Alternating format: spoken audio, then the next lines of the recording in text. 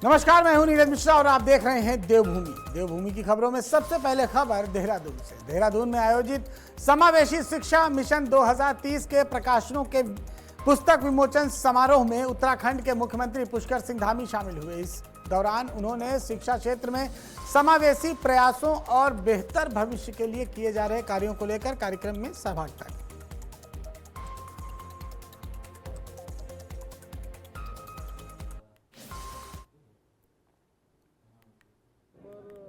बच्चों को हर प्रकार से आगे बढ़ाने के लिए जिनके अंदर थोड़ा बहुत कुछ कमी भी है, वो बच्चे भी किसी अभाव में, किसी ट्रेनिंग में, कहीं पढ़ने लिखने में, शिक्षण कार्य में कोई अभाव महसूस न करें।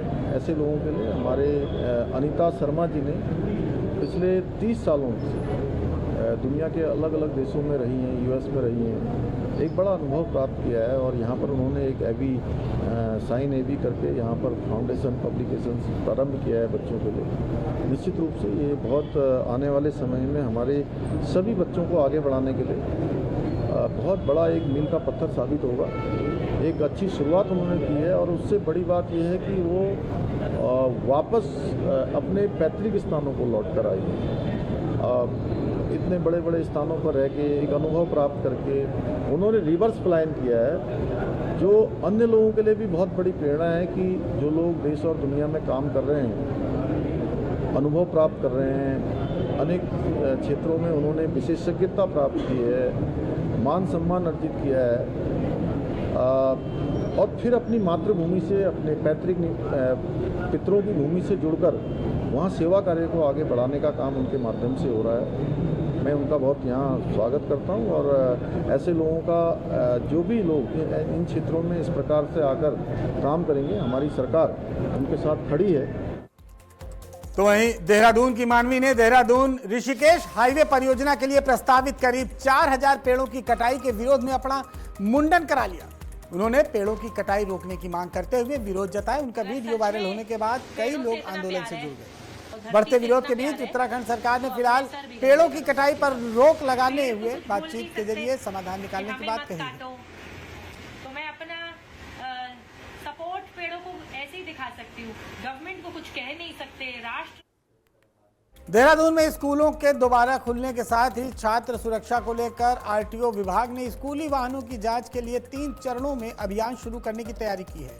आरटीओ प्रवर्तन डॉक्टर अनीता चमोला ने बताया कि बाल आयोग जनता की शिकायतों और सुप्रीम कोर्ट के निर्देशों के आधार पर स्कूल बसों व अन्य वाहनों की सघन जांच की जाएगी। पहले चरण में स्कूल समय के दौरान चेकिंग बढ़ाकर वाहनों के दस्तावेज, ओवरलोडिंग और अन्य नियमों की जांच की जाएगी। दूसरे चरण में बस चालकों और सहायकों को सड़क सुरक्षा के लिए IDTR में विशेष प्रशिक्षण दिया जाएगा।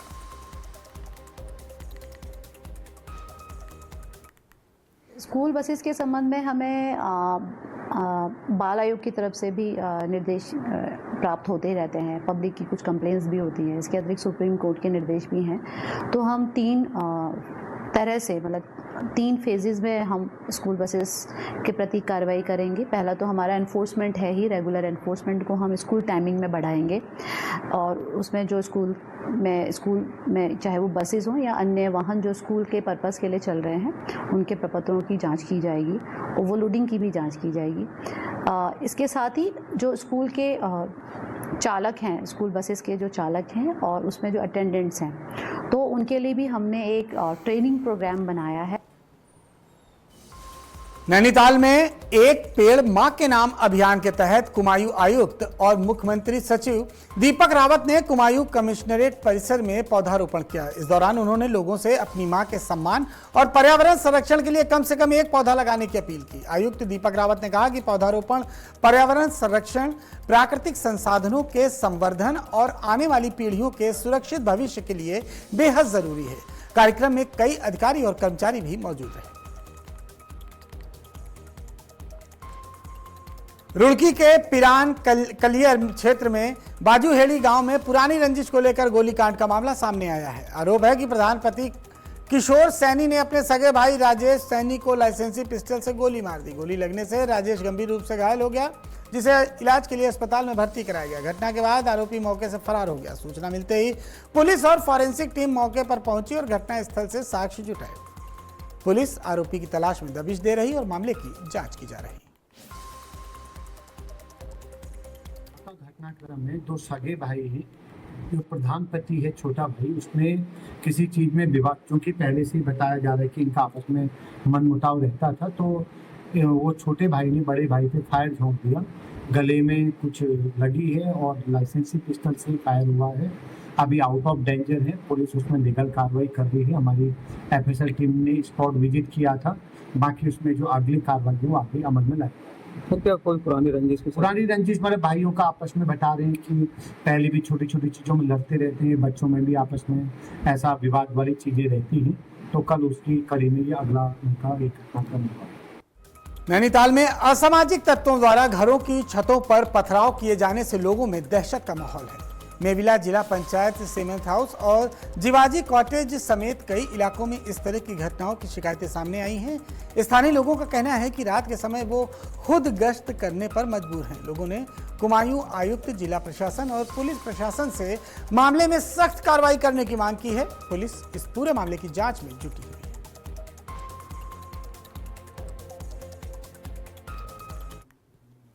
दहशत है, बच्चे पढ़ नहीं पा रहे हैं, कॉलेज नहीं जा पा रहे हैं।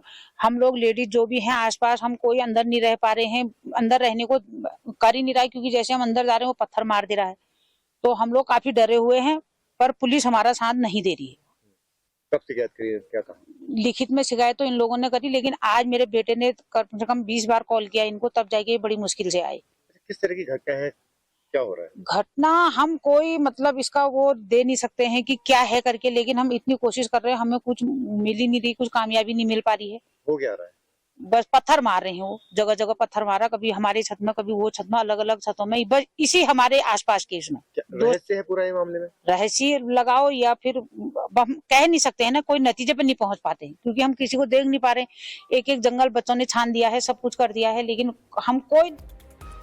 तो वहीं हरिद्वार में गंगा स्नान के दौरान हरियाणा का 16 साल का किशोर डूब गया। सूचना मिलने पर एसडीआरएफ की टीम मौके पर पहुंचकर सर्च अभियान शुरू किया।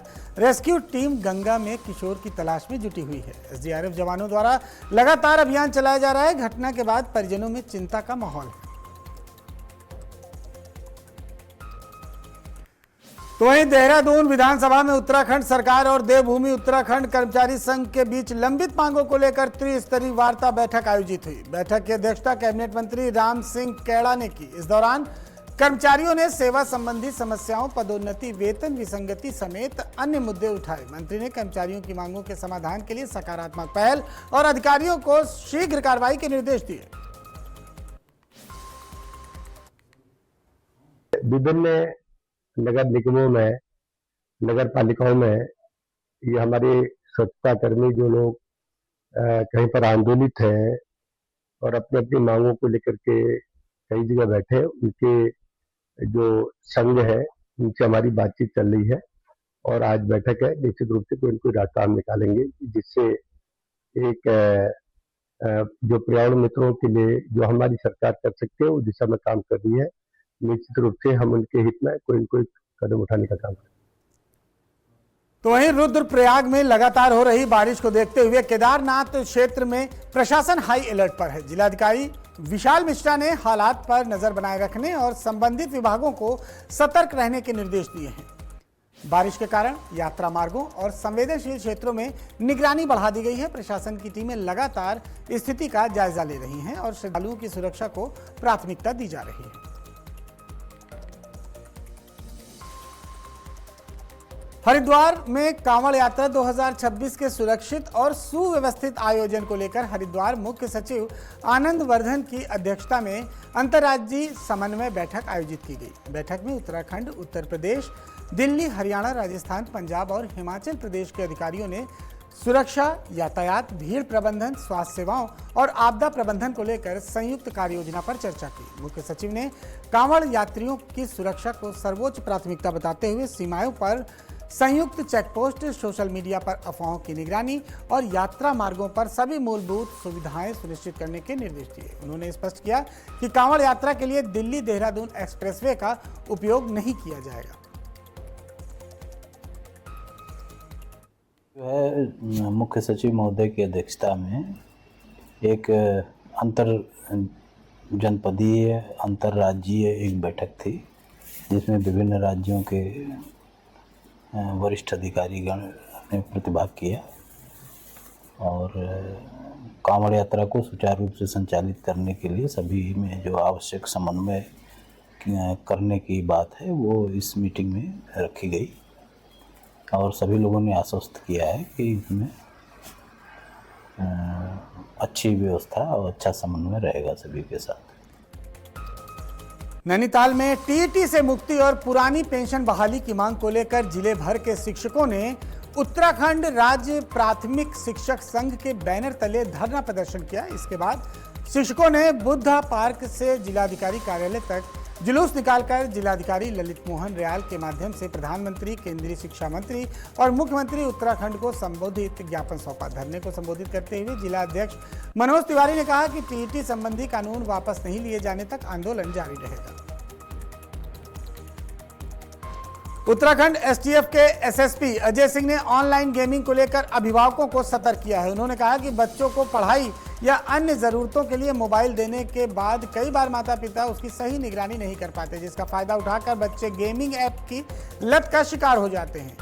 एसएसपी ने बताया कि कई मामलों में गेमिंग ऐप के जरिए साइबर फ्रॉड सामने आए हैं, जहां लोगों के बैंक खातों से बड़ी रकम गायब हो गई है। उन्होंने कहा कि बच्चे अनजाने में खतरनाक लिंक तक पहुंच जाते हैं और साइबर अपराधियों का निशाना बन जाते हैं। उन्होंने अभिभावकों से अपील की है कि बच्चों के मोबाइल इस्तेमाल पर नजर रखें, अनजान ऐप डाउनलोड न होने दें और उन्हें ऑनलाइन खतरों के प्रति जागरूक करें।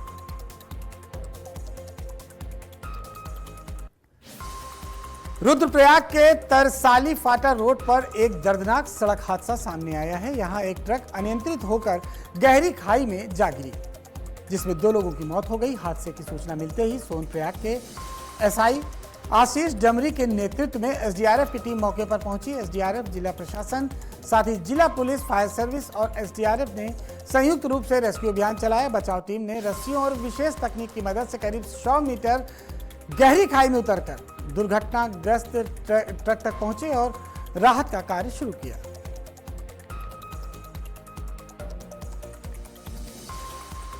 तो वहीं हरिद्वार के प्रसिद्ध मनसा देवी मंदिर में दान व्यवस्था को अधिक पारदर्शी बनाए जाने को लेकर नया ड्रेस कोड लागू किया गया है। ड्यूटी के दौरान मंदिर के पुजारियों को बिना जेब वाली कपड़े पहनने होंगे। मंदिर ट्रस्ट के चेयरमैन रविंद्र पुरी का कहना है कि श्रद्धालुओं का चढ़ावा सीधे पुजारियों के पास जाने के बजाय मंदिर ट्रस्ट को मिलना चाहिए, जिस पर सभी पुजारियों ने सहमति जताई। उन्होंने कहा कि मंदिर परिसर में 65 सीसीटीवी कैमरे भी लगाए गए हैं और ड्यूटी के दौरान किसी भी तरह की अनियमितता कैमरे में पकड़े जाने पर संबंधित व्यक्ति के खिलाफ कार्रवाई की जाएगी। ट्रस्ट का कहना है कि इस कदम का उद्देश्य मंदिर की व्यवस्था और श्रद्धालुओं के विश्वास को और मजबूत करना है। देवी मंदिर को बदनाम करना चाहते हैं।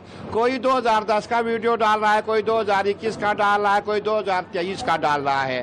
कहीं किसी पुजारी को 10-20 रुपया मिला होगा, उसने जेब में डाला होगा, वो वीडियो चलाए जा रहे हैं। हमारे विरोधी आप जानते पूरे भारत में है और हमारे संतों में शांति विरोधी होते, उनका पूरा प्रयास है बदनाम कैसे किया जाए, लेकिन वो भी मठ मंदिर लेके बैठे हुए हैं। मैं कभी उनको बदनाम नहीं करूंगा, माँ भगवती उनको सद्बुद्धि दे, लेकिन मैं ये कहना चाहूँगा, इसीलिए मुझे निर्णय लेना पड़ा कि क्यों नहीं ऐसा किया जाए कि मंदिर में हमारे जितने पुजारी है सब बिना जेब के रहे और मेरे सभी पुजारी बिना जेब के ड्यूटी कर रहे हैं। और मैंने मंदिर में 65 कैमरे लगाए हुए हैं और जो भी कैमरे में आएगा, जो भी कैमरे की निगाह में आएगा, उसे बख्शा नहीं जाएगा। और उत्तराखंड से मानसून की चुनौती का ये वीडियो, ये तस्वीरें सामने आई हैं। हर की दून घाटी में उफनते नाले के कारण रास्ते बंद हो गए हैं, तो लोगों को जेसीबी मशीन की बैकट में बैठकर जलधारा पार कराई गई। स्थानीय लोगों के लिए ये मजबूरी का सहारा बन गया, क्योंकि दूसरी ओर पहुंचना बेहद जरूरी था। ये तस्वीरें पहाड़ों में